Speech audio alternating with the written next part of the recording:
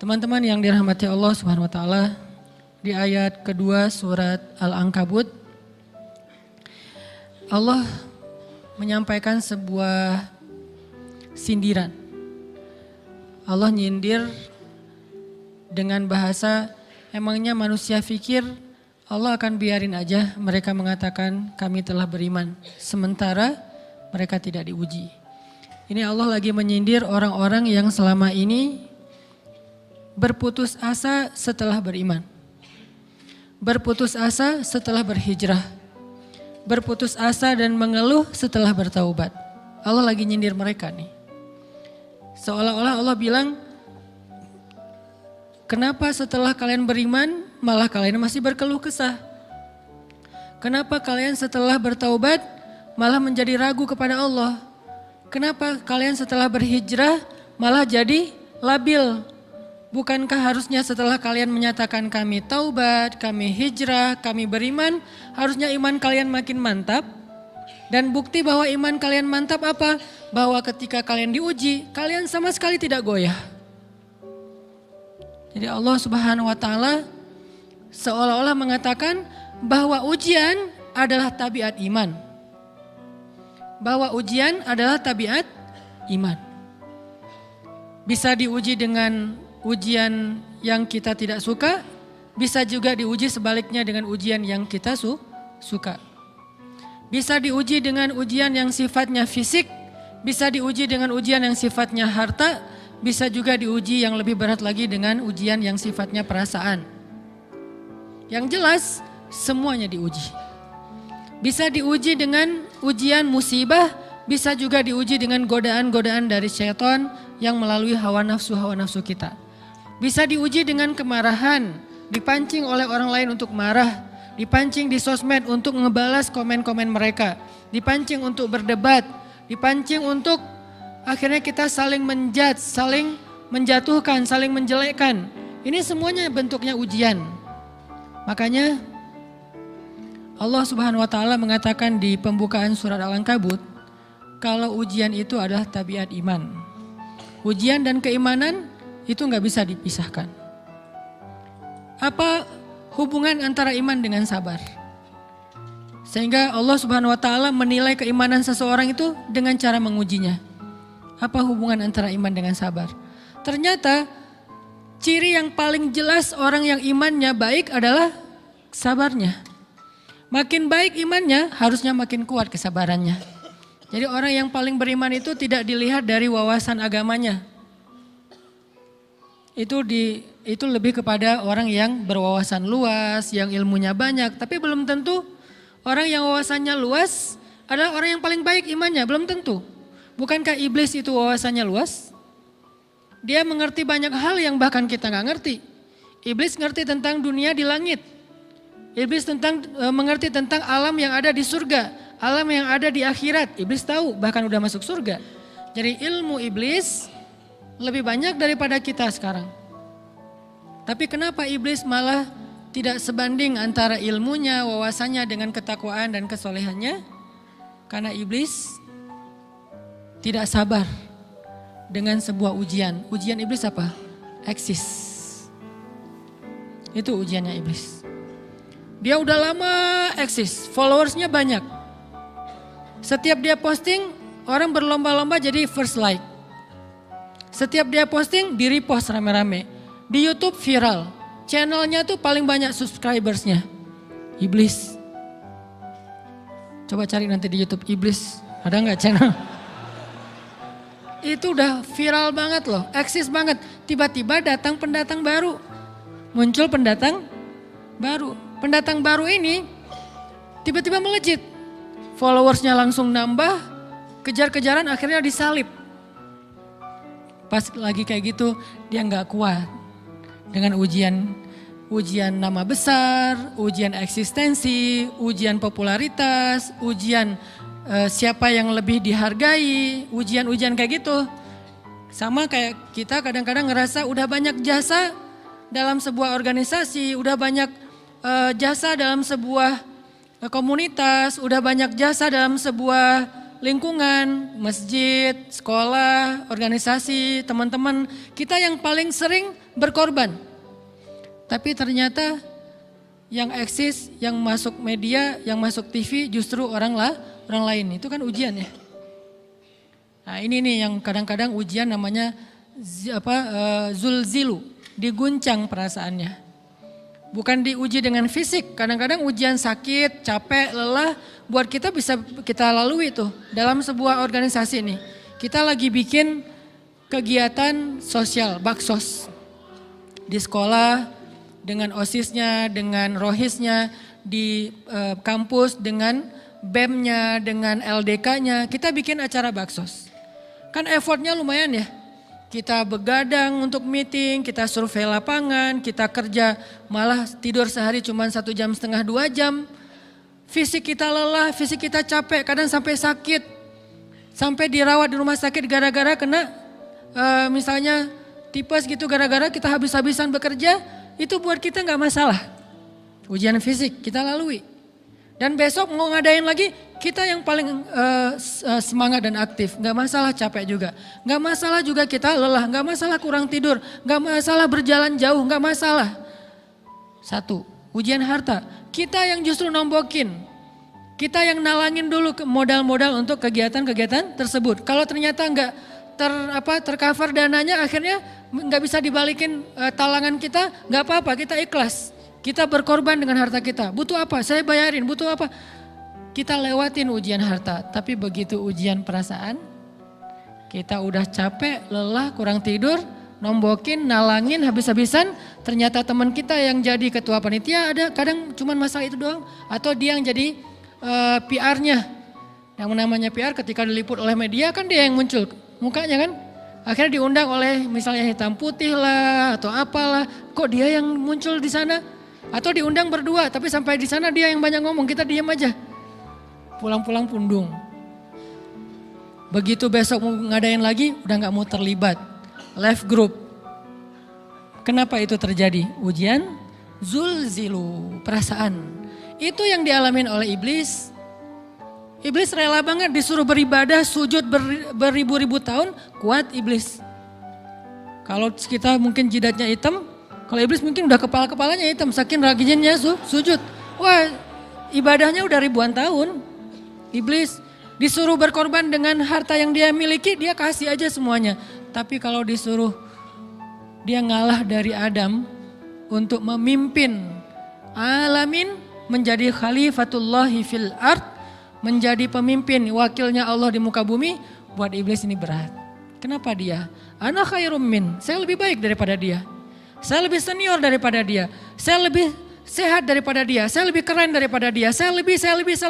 Ujian emosional, ujian ego, ujian perasaan. Itu yang lebih berat buat kita. Kadang sakit dan dirugiin orang lain, teman segala macam kita masih oke lah. Selama ini asal kita ngumpul selalu gua yang bayarin, oke deh gak usah dibahas. Baru dibahas nanti pas sakit hati.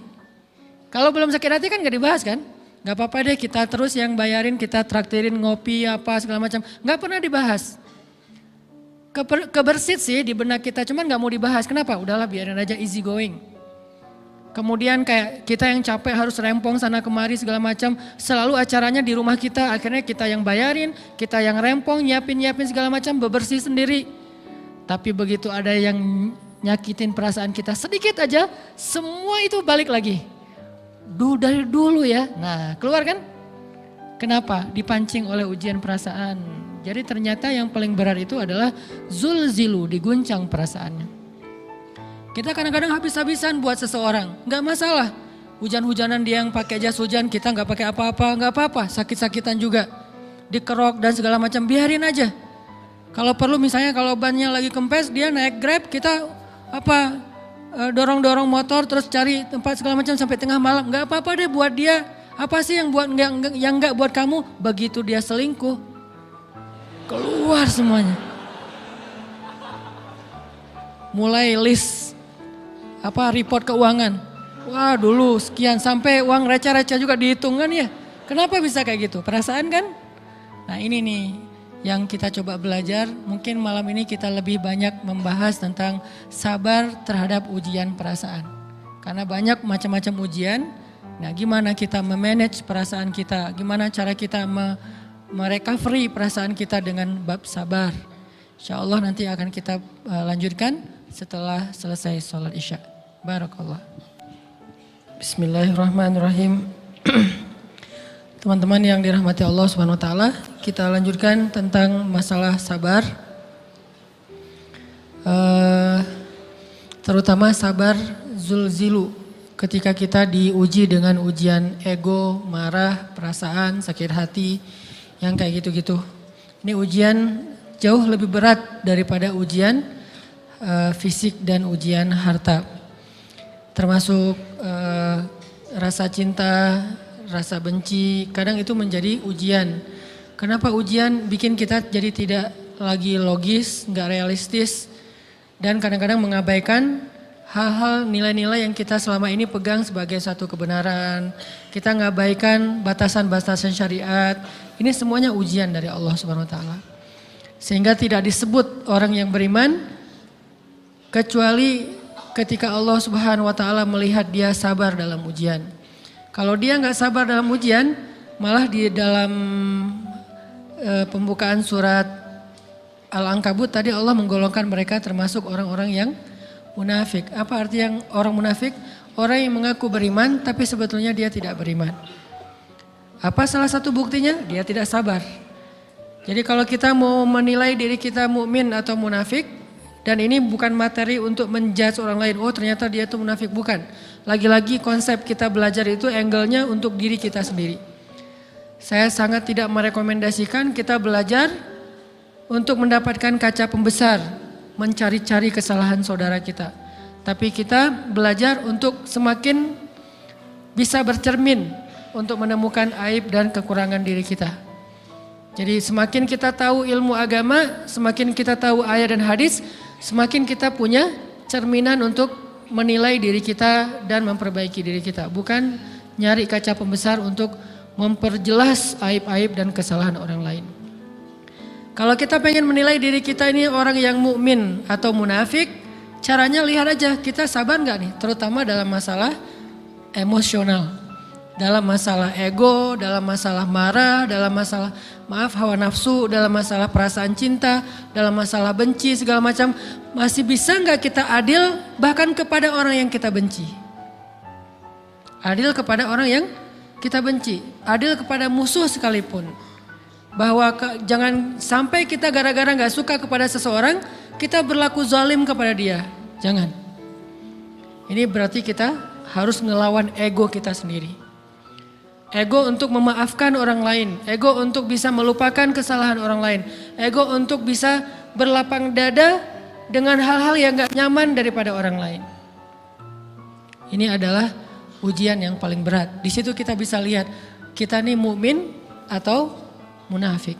Kalau gak pernah sabar sama sekali dalam masalah ego, dalam masalah emosional, berarti jangan-jangan kita tergolong di antara orang-orang yang kata Allah, wa ma hum bimu'minin. Mereka bukan orang yang beriman. Kata Allah di surat Al-Ankabut, mereka itu adalah wala ya'lamannallahul munafikin, orang-orang yang munafik. Nauzubillah min dzalik. Kalau kita merasa pernah sabar terhadap emosi kita, sekarang kita lihat sesering apa kita sabar terhadap emosi kita. Maka derajat seorang mukmin tergantung tingkat kesabarannya. Ada yang orang sabar hanya kalau disakiti dengan satu kata. Ada yang sabar dengan satu kalimat. Ada yang sabar dengan satu paragraf. Ada yang sabar dibully rame-rame juga dia sabar. Berarti lahum darajatun inda rabbihim. Orang beriman juga bertingkat-tingkat. Dan tingkatan itu tergantung tingkat kesabaran kita dalam menghadapi ujian, salah satunya ujian emosional kita, perasaan kita.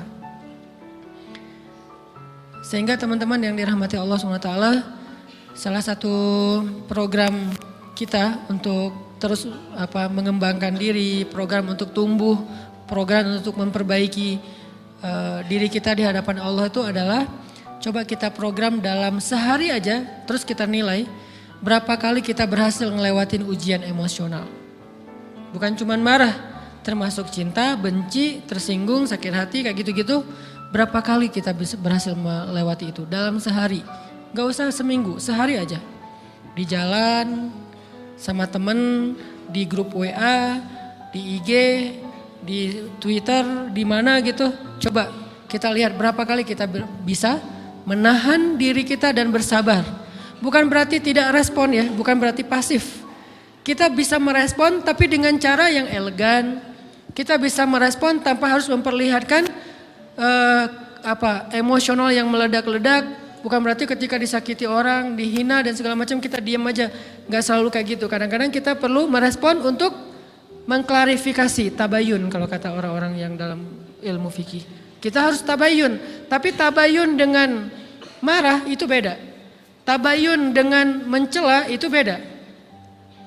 Sehingga kita mencoba menahan diri berpikir, aduh capek kalau gitu. Tapi kan ini bagian dari pembelajaran. Makin terbiasa kayak gitu, terbiasa elegan, maka otomatis jadi nggak terlalu repot lagi. Kan awal-awal bersikap pengen yang bijaksana, yang elegan, yang dewasa, itu kan kadang-kadang harus diusahain ya. Karena belum mengkarakter, harus mikir dulu gimana ya sikap yang paling dewasa, gimana ya sikap yang paling bijaksana. Gimana ya sikap yang paling wise, gimana ya sikap yang paling elegan, masih mikir. Tapi setelah berkali-kali kita latihan, lama-lama itu menjadi spontanitas kita. Dan kalau udah bisa kayak gitu, insya Allah kita sudah mulai meniru nih akhlak Nabi Muhammad SAW.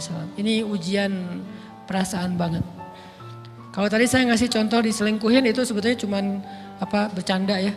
Karena diselingkuhin ini pastinya bukan ujian. Tapi musibah. Pengkhianatan ya, tidak ada tempat. Gimana kita ngelawan perasaan kita kalau lagi kayak gitu? Gimana kita ngelawan perasaan kita kalau lagi diuji? Gimana cara kita bersabar? Karena iman dan sabar itu bisa dibilang satu paket. Gak disebut orang beriman kalau gak sabar. Dan insya Allah orang yang sabar itu adalah ciri-ciri orang beriman. Gak mungkin disebut orang beriman kalau gak sabar. Kita pikir memang iman itu hanya ucapan. Kalau iman itu cuma ucapan, inna sholati wa nusuki wa mahyaya wa mamati lillahi rabbil alamin, gampang. Kalau iman itu cuma ucapan, hasbiyallah wa ni'mal wakil, gampang. Kalau iman itu cuma ucapan, la haula wa la quwata illa billah, gampang. Kalau iman itu cuma ucapan, iyyaka na'budu wa iyyaka nasta'in, gampang. Tapi Allah mengatakan wa ma hum bimu'minin. Ahasiban nasu ayyutraku ayyaqulu amanna wa hum la yuftanun. Emangnya cukup dengan hanya mengatakan kami telah beriman lalu tidak diuji? Ternyata iman adalah sabar dalam ujian. Jadi enggak mungkin orang disebut beriman sementara dia tidak sabar, sementara dia emosional, sementara dia temperamen, sementara dia orangnya meledak-ledak, sementara dia orangnya mengeluh, sementara dia orangnya berputus asa. Enggak mungkin. Karena ulama mengatakan la tayasu. La tayasu, jangan berputus asa. Fa innal ya's laisa min akhlaqil muslim atau mukmin. Karena sesungguhnya keputusasaan bukan di antara akhlak orang yang beriman. Orang yang beriman itu tidak pernah berputus asa. Serumit apapun masalah kita, kalau kita punya yakin sama Allah bahwa Allah ala kulli syai'in qadir, maka kita pasti akan punya harapan. Kalau kita yakin bahwa Allahu Akbar, sebesar apapun masalah kita, Allah lebih besar daripada masalah kita kan? Bukankah kita mendengar Allahu Akbar, Allahu Akbar. Ada gitu yang lebih besar daripada Allah? Harusnya kita tidak pernah berdoa kepada Allah sambil mengatakan ya Allah saya punya masalah besar. Itu sama aja dengan kita ngeledekin Allah. Sama aja kayak kita datang ke teman kita bilang gini, saya mau pinjam duit. Enggak akan banyak kok, saya tahu kamu kalau kebanyakan kamu enggak akan sanggup. Kan enggak mungkin kita ngomong gitu kan ya. Saya lagi banyak hutang nih. Saya mau minta tolong sama kamu. Insya Allah saya enggak akan minta seutuhnya. Saya tahu kamu juga kurang duitnya. Saya minta dikit-dikit aja lah. Kan enggak gitu kan cara kita minta tolong. Sama aja kita doa ya Allah, saya punya masalah besar. Ngomong ke Allah punya masalah besar. Kalau kita ngomong ke manusia kayak gitu wajar, tapi ke Allah, ya Allah saya punya masalah kecil nih. Apa? Ada hutang sedikit, berapa? 100 M. Allah kan ghaniyun, maha kaya, jadi jangan pernah mengatakan 100 M itu besar di hadapan Allah. Kita ngeremehin Allah banget. Bukankah Allah maha kaya? Jangan pernah mengatakan bahwa musibah kita, ditinggalkan orang yang kita cintai, dibully seluruh dunia, itu besar di hadapan Allah. Bukankah Allah cukup buat kamu, kata kamu? Inna sholati wa nusuki wa mahyaya hasbiyallahu ni'mal wakil. Jadi Allahu Akbar. Sehingga kalau kita berdoa, ya Allah saya punya sedikit masalah. Bukankah Umar pernah mengatakan, ya nafsi, idza dhaqat alaikid dunya, fala taquli ya rabbi indi hammun kabir, faquli ya hammun indi rabbun kabir. Wahai jiwaku, kalau kamu merasakan kesempitan, kegalauan, bingung, sakit, jangan pernah kamu mengatakan ya Rabbi saya punya masalah besar. Tapi katakanlah wahai masalah saya punya Rabb yang maha besar. Iman dan harapan, berharap itu nggak bisa dipisahkan. Iman dan sabar itu nggak bisa dipisahkan. Iman dan berserah diri atau menyerahkan urusannya, tawakul atau kita nyebutnya tawakal, nggak bisa dipisahkan. Bagaimana kita mau menyebut diri kita mukmin sementara kita nggak sabar ketika diuji dengan perasaan? Alhamdulillah kalau kita selama ini masih bersabar dengan ujian fisik. Ujian fisik yang setiap hari kita alamin apa? Lelah, capek, pulang kerja, pulang sekolah, pulang dari kampus, ngaji. Capek kan? Belum lagi macet-macetan, belum mandi pula. Dari tadi pagi, dari semalam kurang tidur dan segala macam. Lelah, capek, ngantuk. Kadang-kadang sampai drop kesehatan kita. Kita bisa laluin itu. Gak apa-apa, capek-capek juga. Yang penting saya pengen belajar. Jalan nih jauh-jauh. Ada yang dari Sumedang, ada yang dari Lembang, ada yang dari Banjaran. Dari mana-mana datang pengen ngaji. Jarak jauh gak apa-apa. Macet gak apa-apa. Lelah gak apa-apa. Habis duit gak masalah. Tapi sampai di sini kesenggol dikit aja sama teman kita dalam ucapan mungkin, dalam ekspresi kadang-kadang kita senyumin gak dibalas senyum. Atau mungkin hal-hal sepele itu bikin seolah-olah amal kita yang udah habis-habisan tadi jadi berkurang sampai habis pahalanya. Ujian perasaan. Kadang-kadang datang ke sini nggak ada rasa tidak nyaman sedikit mungkin dengan teman kita atau dengan orang yang di sebelah kita. Akhirnya kita merasa tersinggung, akhirnya kayak jadi berlebih-lebihan. Di tangga, di pintu, pas keluar, di tempat wudhu, di mana. Hal sepele sebetulnya, tapi mengganggunya bukan fisik kita. Yang terganggu bukan harta kita, tapi yang terganggu perasaan kita nih, rasa nyaman kita yang terganggu. Seolah-olah hilang semuanya. Jadi gak berarti, ini namanya ujian teman-teman. Mudah-mudahan kita bisa istiqomah dalam masalah perasaan ini.